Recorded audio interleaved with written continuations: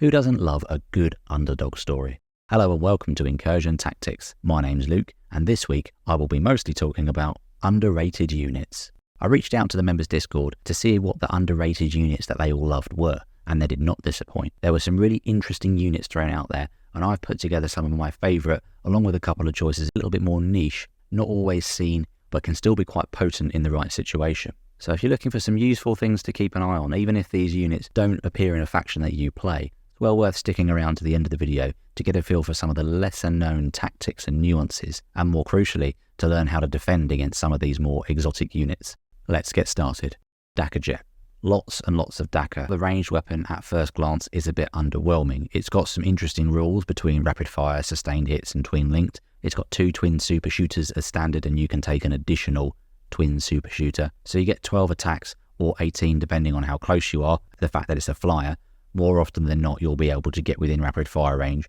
So a decent amount of shots, but the ballistic skill 5 is what lets it down under most situations. What it does do though is every successful roll to hit is a critical hit. So every time it hits on a 5+, it will be getting that sustained. So it can actually generate quite a decent amount of hits. So that's quite good. But still, that on its own is fairly mediocre. If you do the maths on it, it doesn't really equate to a massive amount of damage. What I do find interesting with this though, is if we take the Cult of Speed, which is why I mentioned this is an underdog unit. Cult of Speed is the weakest of the Orc factions at the moment. However, if you ever find yourself across the table from a Dakka Jet in Cult of Speed, there are some key things that you can layer onto this to be able to actually do some real damage. And it goes from being a bit of a just going to shoot lots and not really do a lot of damage, to when you add in Blitzerfire or Dagger Storm, it can actually become a really potent surgical piece. With Blitzerfire, you give yourself lethal hits. You don't need to be within range of 9 to get the lethal hits triggering, because as I mentioned with the Dagger Storm ability, which is a bit confusing because it's the same name as the Dagger Storm stratagem.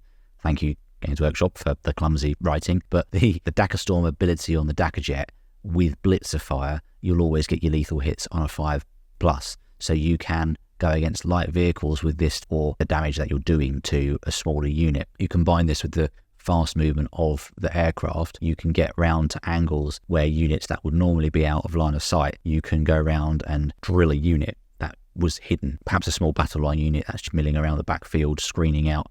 You can fly by and mince it. And the same is true if you're using Dagger Storm. So depending on the type of target you've got a similar stratagem here. You're upgrading your sustained 1s to sustained 2s. So generally I feel the lethal hits will be better because you're skipping having to roll the dice with some of them versus the sustained hits 2. You're already getting sustained hits 1, so you're getting a good amount of extra shots anyway. And with this only being strength 6 on the shooting attack, it's good to have that option with the lethal hits versus the sustained 2. Now, if you can get within 9 on the Dagger Storm stratagem and get your sustained hits 2 off against a bigger unit, that is obviously very, very useful, and you can then add up to doing a lot of wounds to a big unit and wipe out more horde-like units that you perhaps wouldn't have had a chance to do. This layering of effects with the sustained, twin-linked, Dagger Storm ability on the plane, and then Blitzerfire on top with lethal hits, all of a sudden means you can just fly around the back and just delete the odd unit. Maybe there's a cheeky lone operative at the back of the board, and again in Cult of Speed you could have 2 or 3 of these coming in from reserve and just putting out an obscene number of shots, which is part of what the Cult of Speed is wanting to try and do with all of these stratagems and shooting. It wants to whiz about shooting and not engaging in the way that a traditional Orc army might. And so this is the perfect model to kick things off on our underdog list.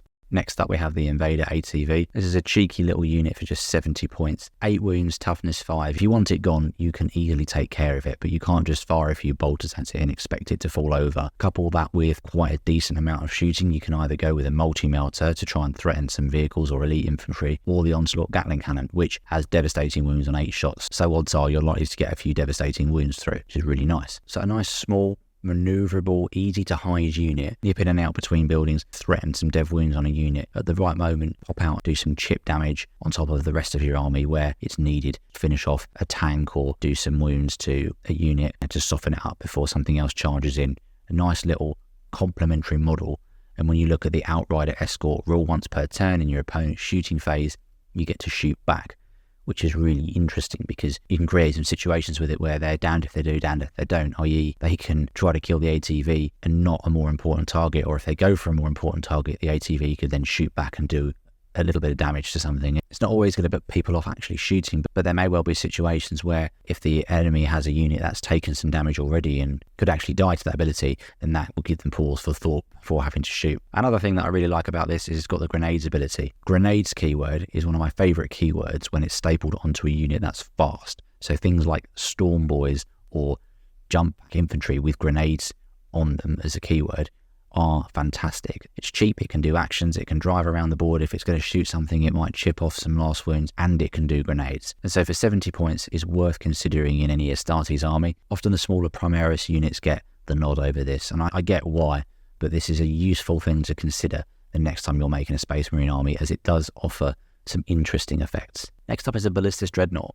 There's not an awful lot to say on this. Let's be honest, in Space Marines there's no shortage of shooty vehicles, and so the Ballistus Dreadnought is a big sufferer of there just being more efficient models, but he's worth a little mention because you got the Ballistus Strike. Each time this model makes a ranged attack, targets a unit not below half strength, you get 4 rerolls to hit.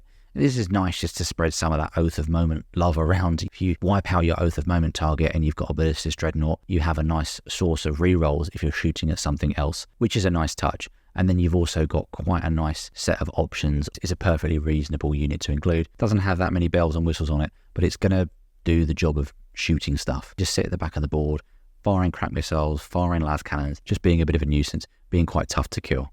Mentioned earlier, I reached out to the members chat in the Discord, and to clarify what I meant with that, it's the members of this channel and the members of Epic Flail. We've got a joint Discord as part of our members benefit. If you join either Epic Flail or my channel, you'll have access to that Discord. It's a fantastic community there. We talk all things 40k, even a bit of old world as well. Hobby, painting, lists, you name it. We've got a fantastic community. And for $2.99 a month on this channel, you can join that community too.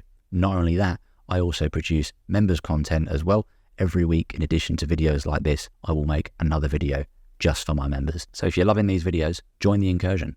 Next up, we have the Humble Inquisitor. This is an interesting unit because of the CP regeneration. A lot of armies have access to CP regeneration in different forms, and because of the fact that you can generate CP by using tactical missions rather than fixed missions, things like this often don't quite have as much value as they first look. Every time you target this model's unit with a stratagem, you roll the dice and you might get a CP back on a 3+, which is great. It's just overshadowed sometimes by some of these other ways of getting CP, but it doesn't make the ability all that irrelevant. If, for example, you're taking an Astra Militarum army and you're not taking Leontis, then this could be an interesting and slightly more reliable way of getting that CP. And sometimes you're not going to want to bin off cards to generate CP, and so having access to this ability can be quite useful. It's got reasonable damage potential with a Psychic Shockwave if you take that option with him, and so putting him inside a unit like Tempestus Scions could help to up their damage a little bit. It won't necessarily benefit from the rerolls that the Tempestus Scions unit gives to the Psychic Shockwave because the Psychic Shockwave is a Torrent weapon, but his combi weapon will benefit from the reroll, and as an anti-infantry devastating wound weapon, so he can help to increase the damage output of units that he goes in with. Or he can sit more in the backfield and support a unit like Creed with Creed's ability of using free stratagems. If you're targeting a unit that the Inquisitor's in, you get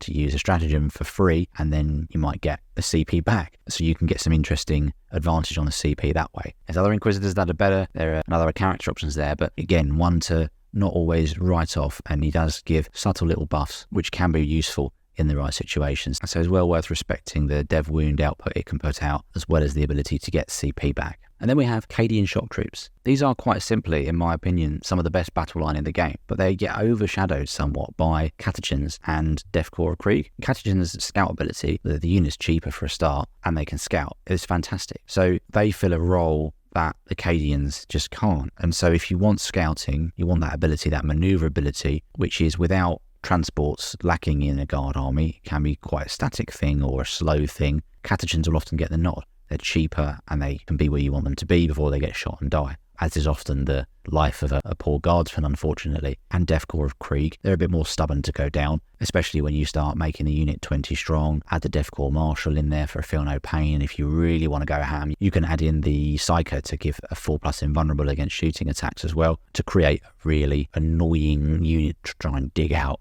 And so you can start to see how the shock troops are overshadowed. However, the shock troops have the sticky objective rule in their shock troop ability, which is really useful. They can do something that the Catachans and the Kriegers can't, where they can push forward, take ground, and then if you're able to use your superior shooting to keep the enemy at bay, once those Cadian shock troops get picked up, then you can still hold those objectives. Also, Cadian shock troops can combine with things like the command squad and things like an Inquisitor to create some really quite potent ranged shooting units. Other close combat units that you can put in there as well. You can put some spicy things in there like Tech Marines, Ogryn bodyguards on the command squads, attach them here, and then all of a sudden you can get units which have quite a lot of random power fist, power weapon attacks. So what you have with the Cadian shock troops is a really flexible unit. Catachans, they're great at doing their thing, but their absolute lack of special weapon options means that they only are really used for scouting and then maybe doing a bit of flamethrowing before they get killed. Actually, you can put Strachan in a unit and then Strachan offers something quite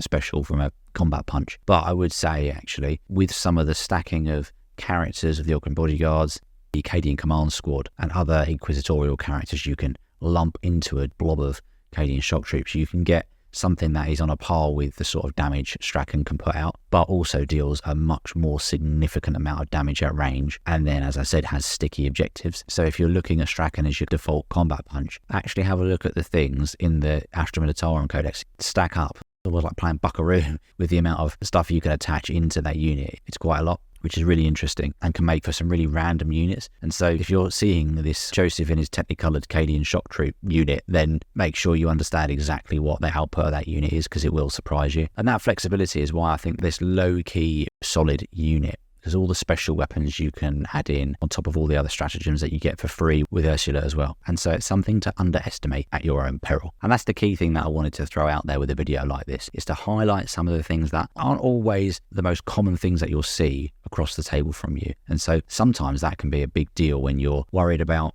certain factions, certain unit types. If someone brings something that's a little bit left field, that can actually be enough to make you go, oh, don't actually know what that does, and be a bit confusing, or you just don't fully appreciate the danger that you're in until it's too late. And to give you a bit of a flavour of some of the less common units that you'll see and some interesting things to look out for should you ever come across a Dakajet playing against the Cult of Speed or Cadian shock troops when you just expect Deathcore or Krieg, for example. If you've enjoyed this video, then consider having a look at the video description below for some affiliate links. Any models that you were going to purchase anyway, if you do so via these links, it is a fantastic way to support the channel and keeps the videos coming. And speaking of videos, I produce content on a variety of topics, from attending your first tournament to tackling hobby burnout, and you can check them out here.